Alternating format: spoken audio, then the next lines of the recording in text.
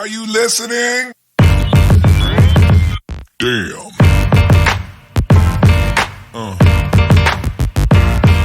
Yeah.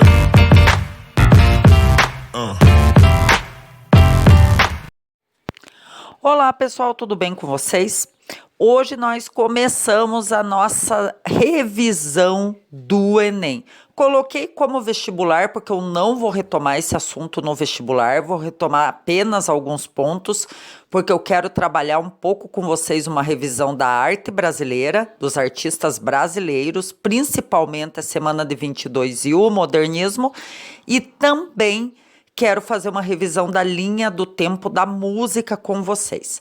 Mas a nossa revisão para o Enem, que acontece a prova de linguagens no dia 3 de novembro, hoje é dia 23, a prova acontece dia 3, ainda dá tempo de você colocar os vídeos e dar uma revisada em toda a linha do tempo da história da arte. Essas revisões acontecerão em 5 etapas. A primeira acontece hoje, que nós vamos tratar sobre a arte rupestre, Idade Antiga e Idade Média. A segunda, nós trataremos de toda a Idade Moderna. A terceira, da Idade Contemporânea às vanguardas europeias. A quarta e a quintas aulas, eu dividi a Idade Contemporânea em 2 etapas, porque são etapas que aparecem, caem bastante em provas, principalmente do Enem. Então, vamos lá começar a nossa primeira aula de revisão do Enem. Pega, ergue o volume do som, coloca o foninho no ouvido, daí abaixa o volume desse som para não acabar atrapalhando a audição aí de vocês e bora lá para gabaritar essas questões do Enem de linguagens. Então vamos lá para a nossa primeira videoaula revisão do Enem, sobre a linha do tempo da história da arte. Vamos falar um pouco sobre a pré-história, como nós vemos aí no nosso mapa, para nós nos identificarmos em qual período que nós estamos. Isso é importante vocês terem essa clareza lá na hora da prova. A pré-história, ela é vista como até a datação da invenção da escrita pelos sumérios. Então é sobre ela que nós iremos tratar nessa nossa primeira etapa, a arte rupestre.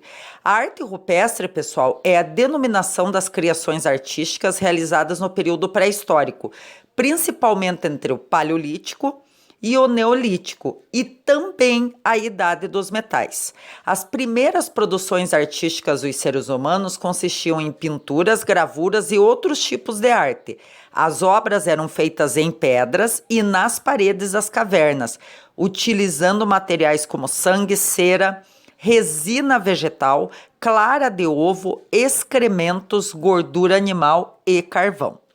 As pinturas rupestres mais preservadas e estudadas estão localizadas na França, Espanha, Portugal, Itália, Alemanha, nos Balcãs, no norte mediterrâneo da África, na Austrália e na Sibéria.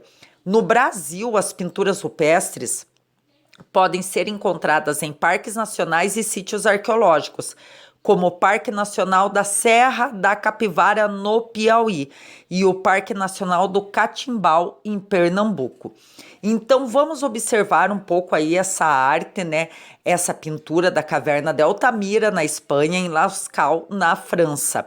Lembrando que aqui é apenas uma revisão. A nossa aula sobre arte rupestre mais aprofundada nós temos aqui nos cards, que eu trato também da dança, da música, ali dentro da arte rupestre. Como vocês podem observar, ela está em alta. Aqui em Ponta Grossa mesmo, nós temos sítios arqueológicos próximo ao Parque Estadual de Vila Velha, que um grupo de geógrafos faz os estudos desses achados na arte rupestre e pinturas em cavernas aqui em Ponta Grossa, no Paraná.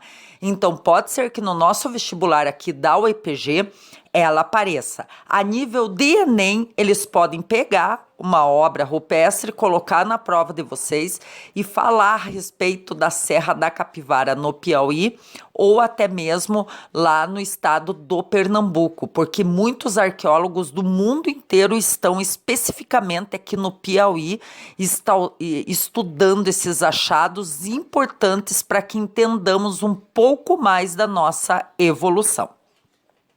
Então agora já vamos para a Idade Antiga ou para a Antiguidade Clássica. Aqui para nos encontrarmos a nossa linha do tempo da história da arte. A Idade Antiga, ela acontece de 4.000 anos antes de Cristo até 476 depois de Cristo, e ela se encerra na queda do Império Romano do Ocidente. Então vamos falar um pouco sobre a arte egípcia, que aconteceu de 3.000 anos antes de Cristo até 30 anos antes de Cristo. Então esse período é da antiguidade. As características da arte egípcia são a simetria, a frontalidade, relevos em tumbas e templos e uso de hieróglifos. Os principais artistas são artesãos anônimos a serviço dos faraós.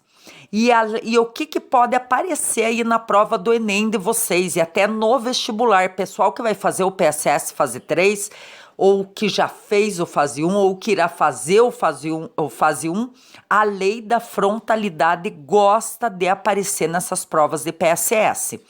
Então, o que é essa lei da frontalidade? É uma característica da arte egípcia que determinava a forma como o corpo humano deveria ser representado. O tronco era retratado de frente, a cabeça, pernas e pés eram representados de lado, os olhos também eram retratados de frente, como vocês podem observar na nossa imagem aqui. Lembrando que essas imagens são características das tumbas, das pirâmides, dos sarcófagos, principalmente das pirâmides e das tumbas onde os faraós eram enterrados, e eles eram enterrados com todas as suas riquezas. Viu essa figura? É a arte egípcia e é lateralidade. Arte grega, 900 a.C. e 31 a.C. Lembrando que temos a nossa aula lá sobre arte grega e sobre o teatro grego, pessoal, que é um breve resumo só para que você não vá cru para a tua provinha do Enem de linguagens. Então, as características, a proporção, a harmonia, idealização do corpo humano, esculturas e arquitetura, os templos. Principais artistas, Fídias, Policleto e Praxiteles. Lembrando que a arte grega aqui, pessoal, como vocês podem observar na nossa imagem, ela trabalha muito a pintura, é a era dos filósofos gregos, Aristóteles, Platão e Sócrates. Então a filosofia embasa muito a arte, conceitua muito a arte, e a arte é relevante. A realização do corpo, da barriga tanquinha, o corpo sarado de hoje em dia vem da nossa arte grega, que vai inspirar muitos movimentos artísticos de agora em diante, principalmente da Idade Moderna em diante. Quando falar de antiguidade clássica, de idade antiga ou período greco-romano, está falando da arte grega e da arte romana. Antiguidade clássica, o Egito está também participando desse mesmo período. Aqui a arte grega, também um pouco mais, muito importante nos templos, nas construções, nas colunas, que depois o Renascimento resgata, depois o Neoclássico resgata também. Nós temos 3 tipos de colunas, o dórico, o jônico e o coríntio. Eu sempre faço um macetinho básico para lembrar. O dórico é mais simples. E o coríntio, como um bom corintiano, ele gosta de aparecer. Então, ele vai gostar de uma coisa mais incrementada. Agora, o jônico é aquele que fica nem muito incrementado e nem muito básico também. Então, ele é o meia boca. Isso daí pode aparecer como citação, esses 3 períodos para vocês: dórico, jônico e coríntio. Todas as construções eram embasadas nesse tipo de coluna. Vamos para a arte romana agora. Roma conquista a Grécia vira escrava de Roma e Roma faz o Ctrl+C, Ctrl+V na arte. A arte passa a não ser tão importante como no período grego. ela passa a ficar numa segunda divisão, digamos, da arte. Mas os romanos continuam usando ainda os ensinamentos do grego e principalmente o trabalho escravo do povo da Grécia, que foi conquistado por eles. Então a arte romana acontece de 509 a.C. até 476 depois de Cristo. Quase um século de arte romana. Então, o que nós temos que relembrar? Também temos a nossa videoaula lá que trata sobre tudo, arquitetura, escultura, construções, a questão dos aquedutos. Vou deixar para vocês a playlist aqui, as aulas nos cards para quem quer se aprofundar. Agora é tempo de revisão, pessoal.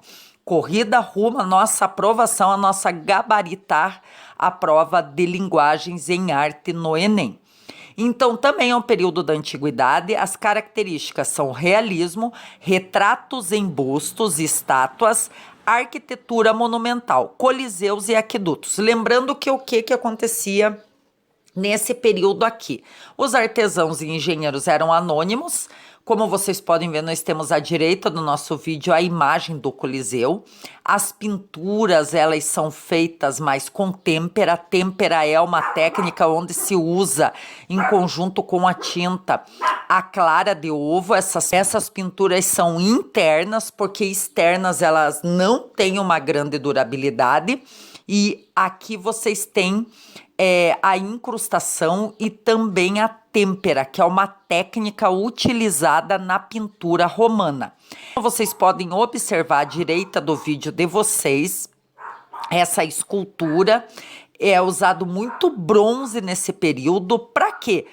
Para ostentar. Se vocês acham que hoje os funkeiros ostentam, é que vocês não viveram nesse período. Eu também não vivi, mas eu estudei muito esse período e dá para ver pelas obras faraônicas que eles realizam para mostrar o poder mesmo de Roma e das suas conquistas durante o Império Romano. Vamos avançar então para a Idade Medieval, o período medieval. Não liguem para os latidos, que são latidos dos meus cachorrinhos que gostam de aparecer aqui nas nossas videoaulas, sempre. Eles não aparecem, mas dá para ouvir o latido deles. Então vamos para o período da Idade Medieval ou período medieval. Lembrando que aqui na arte romana, na arte grega, o homem é o centro de tudo, o antropocentrismo que domina. Agora, na Idade Medieval ou período medieval, que acontece, essa Idade Média acontece entre 476 até 1453.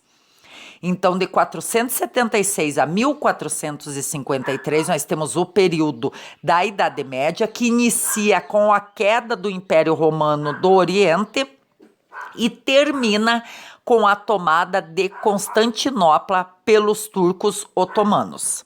Então, essa era é considerada já uma era cristã, desde a metade do período da Idade Antiga, mas aqui o antropocentrismo cai, o homem não é mais o centro do universo, ao contrário, aqui acontece o período da Inquisição, onde é a Igreja Católica que domina. Então, acontece o teocentrismo, Deus é o centro do universo. Vamos retratar um pouco a arte bizantina, de 330 a 1453. Esse período nós temos vários ícones religiosos, mosaicos, olha o mosaico aí aparecendo, que depois, lá no impressionismo, vai influenciar Jorge Seurat no pontilismo. Então, aqui nós temos bizantino. Falou de Bizâncio, arte bizantina, Capela de Santa Sofia, são os mosaicos. Ouro e cores brilhantes, e a temática sempre será religiosa. Lembrando que até o Renascimento, pessoal, os artistas não assinam, eles não são importantes, apenas na Grécia que tinha alguns um pouquinho mais de renome, mas os artistas são considerados como artesãos ainda, então eles não assinam as suas obras, só do Renascimento em diante que começam a aparecer os grandes nomes. Então, como podemos observar aqui a Capela de Santa Sofia, que mais tarde é tomada pelos turcos otomanos, eles fazem toda essa queda, eles tiram todas as imagens, deixam os mosaicos lá intactos, mas as imagens de temática católica, eles acabam retirando, derrubando mesmo. Tiram de dentro da igreja. Então, os mosaicos são o grande repertório desse período bizantino. A arte românica, que acontece de 1000 a 1150. Então, a arquitetura é maciça, com arcos redondos, afrescos e iluminuras. Podem observar que nessa arquitetura os arcos são arredondados. Aqui agora vamos para a arte gótica, finalizando a nossa Idade Média, a nossa aula de hoje. Concluímos com a arte gótica. O gótico de hoje é inspirado na arte gótica, que aconteceu de 1150 até 1500. As características são catedrais com arcos ogivais, vitrais e esculturas religiosas. Os mestres são anônimos, mas temos a presença de Giotto. Giotto é um nome que aparece lá no Renascimento, mas ele foi precursor do Renascimento e ele vivia. Ele começou a ser artista no período gótico. Então agora nós estamos na transição para a Idade Moderna, que é o Renascimento, temática da nossa próxima videoaula. Pessoal, ouça quantas vezes você quiser essa videoaula e não esqueça, guarde essas informações importantes. Se você não baixou os nossos mapas mentais, baixa os mapas mentais no site que tem o endereço aí na descrição dos vídeos e siga-nos na nossa rede social.